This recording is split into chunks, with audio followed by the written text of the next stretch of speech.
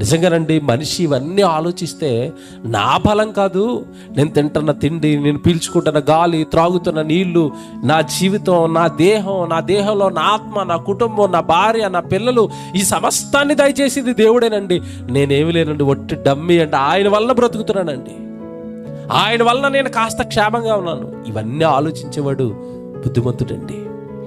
తన బలం, దేవుడు భూమి మీద ఉన్న మనుషులు అనుభవిస్తున్న ప్రతి బలం వెనకాల దేవుడి బలం ఉంది. నువ్వెక్కడ పండిస్తావు? ఇంత భూమి అంతా వర్షాలు కురిపించి నువ్వు ఎక్కడ పండించగలవు ఇంత పంట? తన బలంతో పంటలు పండిస్తున్నాడు. ఆ తన బలంతో పంటలు పండిస్తే ఆ పంట బలం తిని నా రెక్కల కష్టం, నా శరీరం బలంగా ఉందో, నాకు దేవుడు అవసరం లేదంటావు నువ్వు.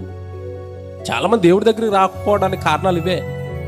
ఎందుకయ్యా రాలేదంటే పొలంలో పని ఉంది, ఎందుకయ్యా రాలేదంటే వ్యాపారం ఉంది, ఎందుకయ్యా రాలేదంటే విందులు ఉన్నాయి, ఎందుకయ్యా రాలేదంటే వినోదాలు ఉన్నాయి. శరీరంలో బలం ఉందామనే కదా దేవుడు వద్దనుకుని లోకంలో పడి బాగా తిరుగుతున్నారు. తన బలము చేత, తన బలము మర్చిపోవద్దు.